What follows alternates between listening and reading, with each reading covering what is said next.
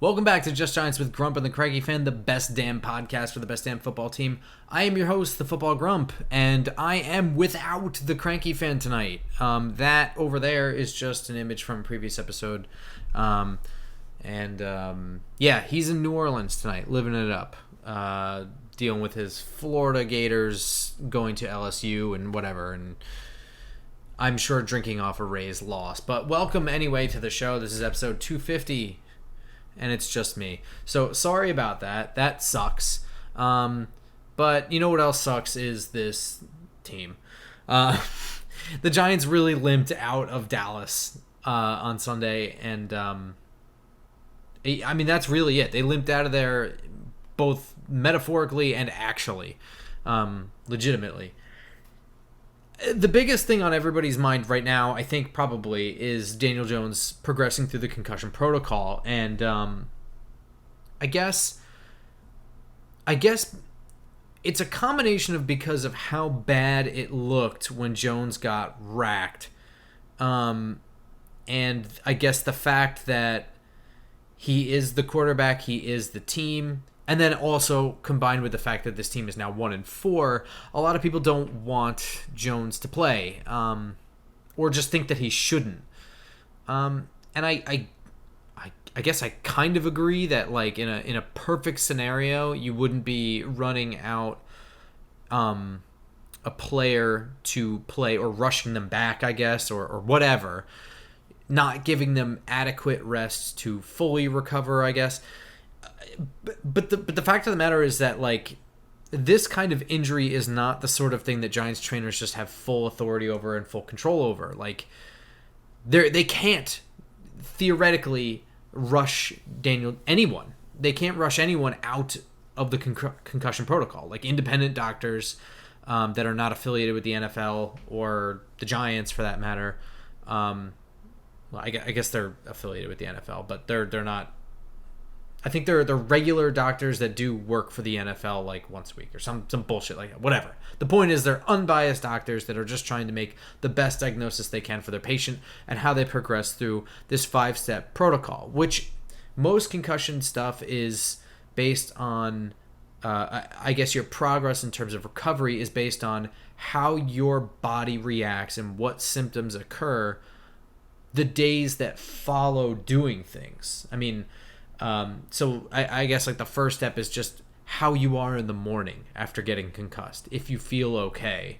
And then, you know, they gradually work you through some slight aerobic exercises. And, you know, it's just not cardiovascular exercises and stuff like that. No weights, nothing like that.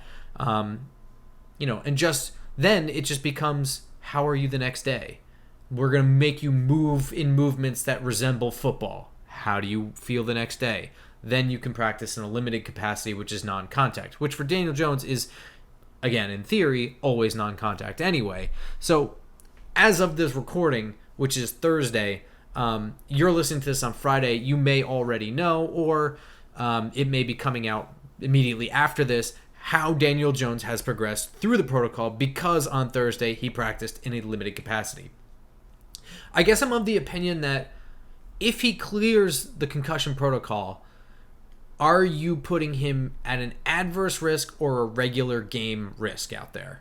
You know, to me, the main reason that Daniel Jones got concussed in this game is not having Andrew Thomas, really. I mean, putting Nate Solder and Matt Parrott on the field, putting Nate Solder on the blind side, it required a lot of creative bullshit. I mean, I went on a tear on the defining drive, breaking down the play in which he actually did get concussed, the plays that preceded it, and why I think that it's.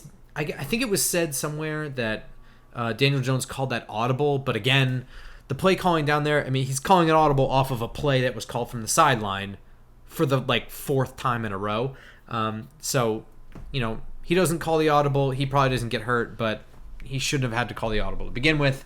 Doesn't really matter. But to me is, what is the situation you're putting Daniel Jones out there? I mean, yes, I know Aaron Donald's. There's always going to be a defender that's, I mean, you can't put him out there against him. But, like, it comes down to, Do you feel like he is being adequately protected?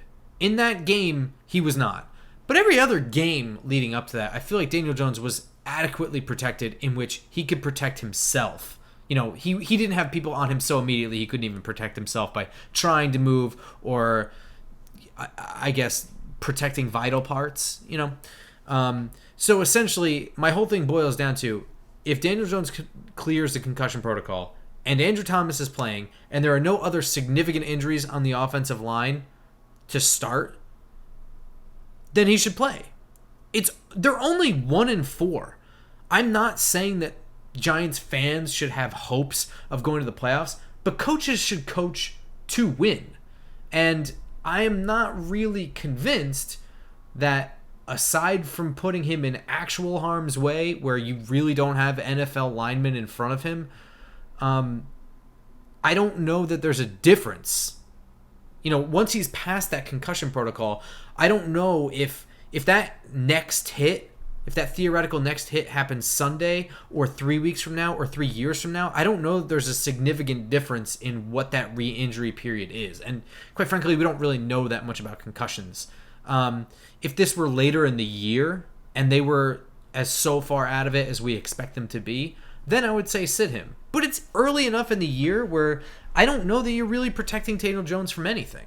I do understand if this were a different injury, needing to protect Daniel Jones from himself. But because of the nature of this concussion and the system that the NFL has, I'm comfortable with Joe Judge making a football decision. But again, if they trot his ass out there with Nate Solder on the left side and Matt Parrott on the right side or whatever, if Andrew Thomas isn't playing, I don't know that I want him out there. And I think that's where I land. I understand the fans' point of view, but I don't think I'm a doctor, so I don't think that I know more than them. And if an independent doctor clears somebody, then I take them for it because I don't know any better. So, that said, we don't know if either of those guys are playing. The injury list this week is, I don't know, what's a good word for it? It's like a wizard scroll. When they pull shit out of their sleeve and it just unfurls this 8-foot thing. That's kind of what the Giants injury list looks like. And that's not even including Rodarius Williams being put on IR, torn ACL. That really sucks. He was playing so much better than I expected. Getting reps this early would have shocked me. But he's virtually starting on Sunday. That's crazy. But the most significant injuries, I guess, are the did not practice guys. Kenny Golladay has a hyperextended knee. The play in which that happened, he was essentially playing defense, trying to break. Jones was running for his life, kind of threw a bad pass. It was more to the corner than to him. And you could see when he fell and he got up, he was flexing the knee and he was kind of limping around on it. But that's a hyperextension. I think he's definitely out. I think there's no way he's playing. And again, this is a situation where you need to now protect a player from himself. It's once you can walk and run on it, it comes down to are you going to re-injure this?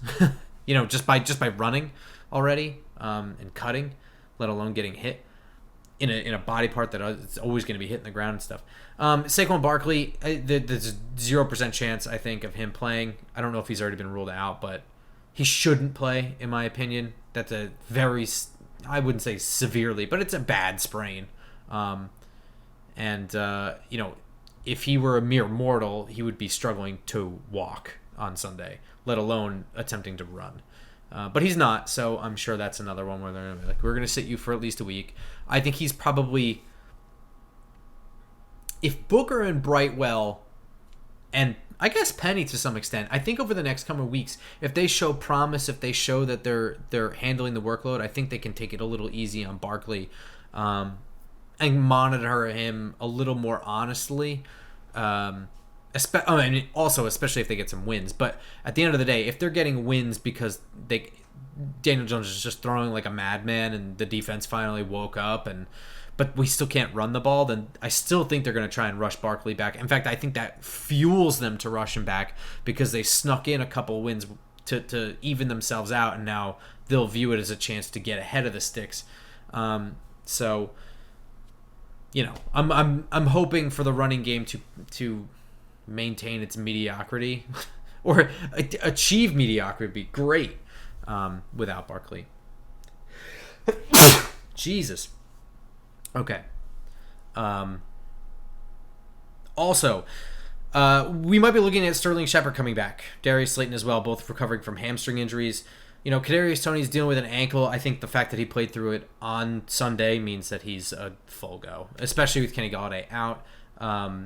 It just may be that they're not going to rely so friggin' heavily on Toney. And I think this is really cool because we've seen enough of Toney to know that it really becomes... He's a one-on-one quickness guy that I think very few defenders in the league can match up with one-on-one. So it becomes just get him in space. Just get him in space. And that really opens up what you can do with Toney. He's not restricted to the slot in terms of effectiveness in the same way that Sterling Shepard is. Not saying that he's an outside wide receiver or anything like that. It's just that running a wide receiver screen with Sterling Shepard might be effective. Running one with Kadarius Toney is going to be effective more likely than not, even if the blocking isn't very good. And therein lies like kind of the differences. Just the same as Sterling Shepard has a more natural and experienced feel for zones, and then also possesses really, really good yak ability to start and stop and turn a sit down route into off to the races. Whereas Kadarius Toney is still learning all that stuff. I mean, he has been picking up the route tree steadily year by year since he was a freshman, and he was coming into Florida as like a quarterback. So, this is a cool opportunity for them. We can potentially see both of them on the field at the same time and in working in somewhat interchangeable ways, and that's pretty awesome. And they've already got I wouldn't say the tall guy replacement for Kenny Golladay and Colin Johnson, but they have outside wide receiver to pair with Darius Slayton in the absence of Kenny Golladay, along with CJ Board, by the way, who is still, and John Ross. They have no number one wide receiver without Kenny Golladay, but they have plenty of fill-in stuff for the game here or there that they're going to be without these guys, which is pretty cool. They have some pretty decent depth. I'm hoping that Matt Skura is better. Wes Martin was okay, but I don't want to see Ben Bredesen come back, I don't think. And I don't know if he was playing hurt the whole time he was playing or if he just came out when he got hurt, but he was just god-awful at all points. I'm hoping Jabril Peppers is back. He was limited also with his hamstring injury. He did not play last week, and it showed, I think, in the run game, but also even in coverage. Although I was surprised at how little Dalton Schultz and Blake Jarwin ate us up. Nate Ebner's hurt, quad injury. That's a special teams thing. I think we'll survive. I'm least worried about that. And, like I said, Andrew Thomas, is he going to be there? Limited is pretty good, I guess. He's been limited so far all week. I'm hoping that he can sneak in a full practice today when you're hearing this on Friday before the weekend and that he recovers just fine. It would be... Even if Jones doesn't play, I mean, he is probably the most important piece, I guess, left now. I mean, with guys like Gates, he's the most important piece on the offensive line, and it's not close. It's not close. I don't know. I don't know how you win no matter who. If Russell Wilson's the quarterback, I don't know how you win no matter what without Andrew Thomas on this line. And I guess, lastly, Logan Ryan's dealing with a bit of a hip issue. He was limited as well. I don't know. Logan Ryan hasn't been good so far this year, but I don't think that that's a him thing. I think that's a scheme thing, and I think that's a little bit of... Yeah, I think it's a scheme thing. We haven't figured out how to deploy the talent that we've acquired this year, and that is not an excuse. That is, I think, just a nice way of putting it, and I think it's honest. I think it's simply that Patrick Graham hasn't figured out how to use the guys that he needed yet, And part of that is because the defensive line isn't as good. There's no edge rushers. He's trying to figure that all out. But at the end of the day, players got to play, right? For the Rams, Aaron Donald has not practiced. He's dealing with a knee issue. I think there is a potential that he is sat because this is a cakewalk game for them, even without him. And the fact that they're 4-1. Or rather, he plays, but in such a limited capacity, and they increase his reps as needed based on game situation. Use him a little sparingly, and then oh shit, they're within 7 after that score. Next defensive series, I want you out there, go destroy things, and then stop us, go up another 7, you're up by 14, sit them back down again, maybe something like that. Andrew Whitworth is just resting. Same with cornerback Lewis. Honestly, Rams are pretty healthy. And for me, what are the keys for the Giants to win against the Los Angeles Rams? Well, the more keys you got, the further you are from winning. I have a lot of keys on offense. I have even more on defense, I think. On offense, they need to contain Aaron Donald. I know they're not going to neutralize him. We need to accept that fact. But they need to find a way to at least slow him down, whether it's putting multiple guys on him or moving Jones away from him. I mean, we haven't seen too many plays designed where Jones takes a snap and immediately rolls out to his right and throws from there. And I know you don't want to change the launch point all the time so that you're cutting the field in half, but mixing that in every once in a while can help against edge rushers, can help against guys. I mean, you can scheme those things to trap those players, slow them down.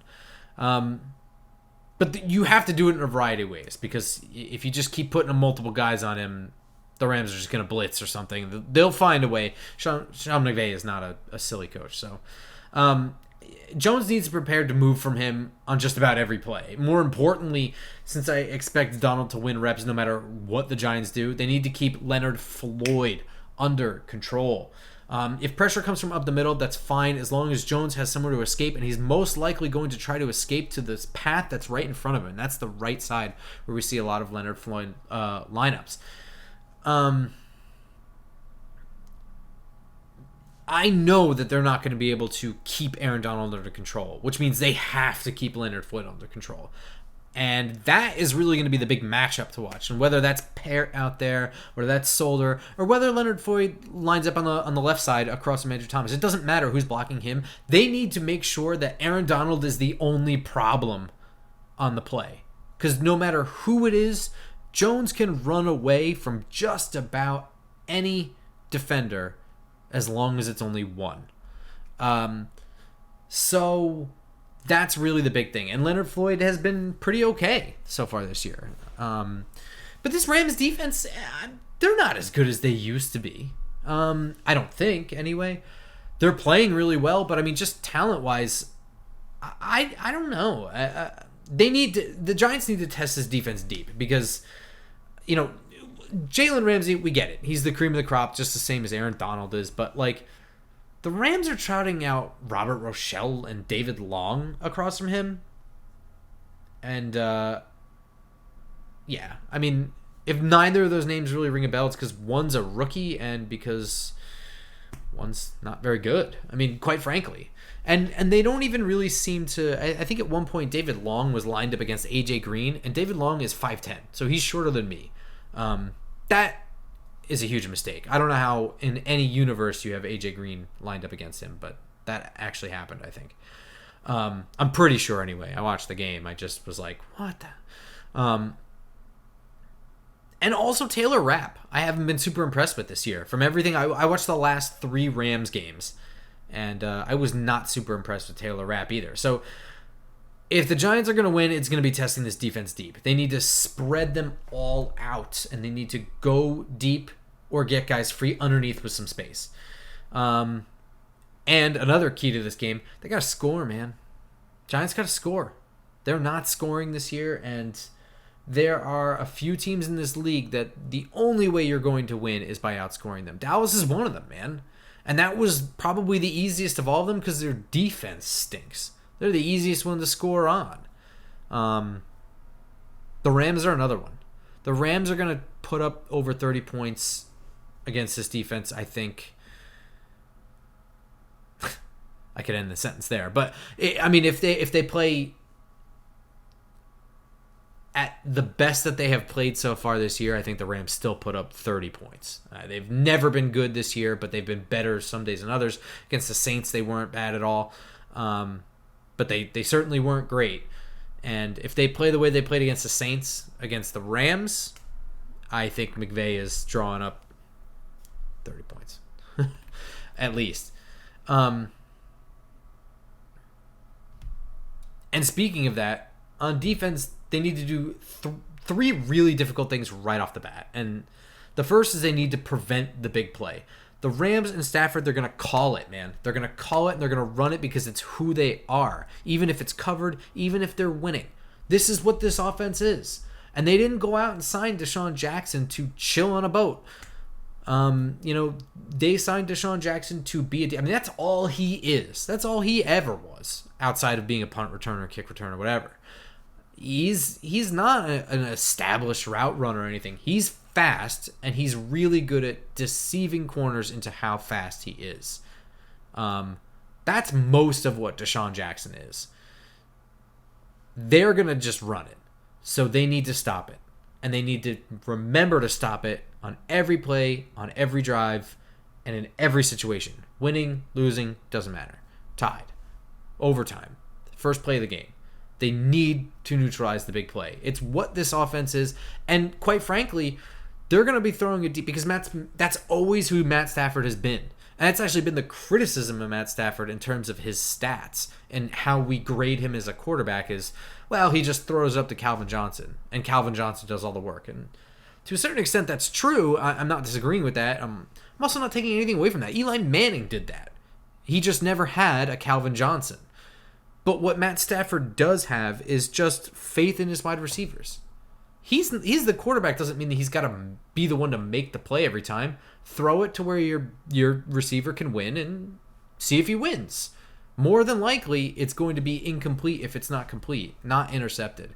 And I don't know. It still works for Stafford even without Calvin Johnson. So it's still happening. We're still seeing it, and the Giants need to be prepared for it. They need to. They need to do it in a variety of ways as well, because McVay will. If the Giants are just going to have bracket coverage with a safety over top on every play and a Dory Jackson covering Deshaun Jackson, and over top you have Xavier McKinney on every play, then he's just going to run them deep on every play to open up to eliminate two people on the defense. So they need to disguise how they're doing it, and they need to do it in multiple different ways. And they need to remember to do it all the time. I think the other thing they need to do is control Cooper Kupp and Van Jefferson. Those guys, that's where the action is going on 50 to 75% of every offensive play. I mean, almost every play is a pass, and those are the safety valve receivers in that they're reliable, they run really good routes, and they have decent hands.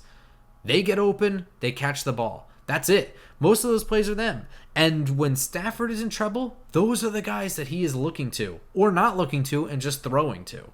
And I guess the flip side of that coin of giving your receivers a chance is that you're a gunslinger, man, and you live and die by your own arm.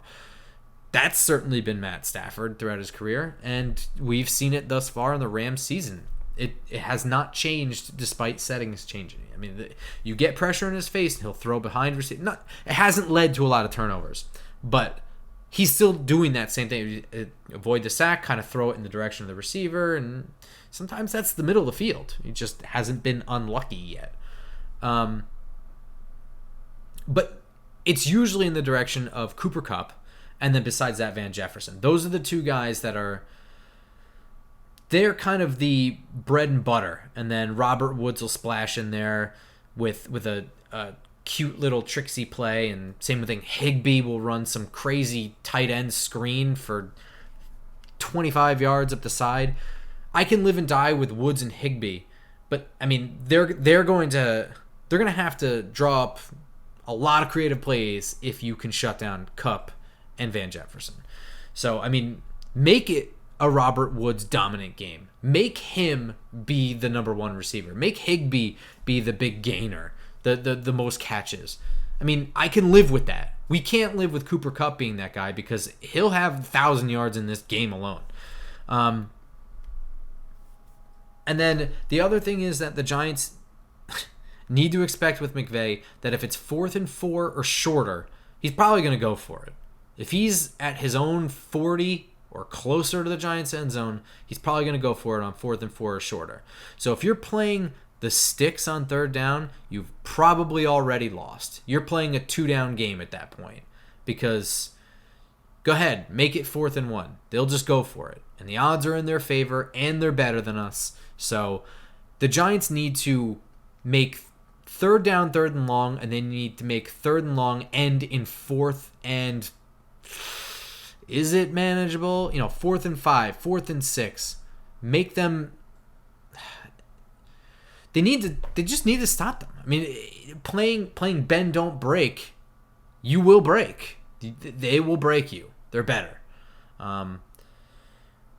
Frankly, that's something that they're going to have to. It's not a sustainable defense in 2021.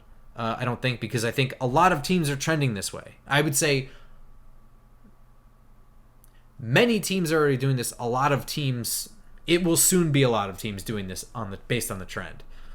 4th and 4, 4th and 3. You put all your assets into your offense to convert that, give yourself 4 downs, and you'll have a pretty good team. And we've seen it all year. Every team is converted on 4th down on us, I think, except for maybe New Orleans. I don't know. But either way, I can guarantee you the Rams will do it, and they have probably a playbook of get these 4-yard plays that's thicker than Jason Garrett's playbook, which is also a get these 4-yard plays. But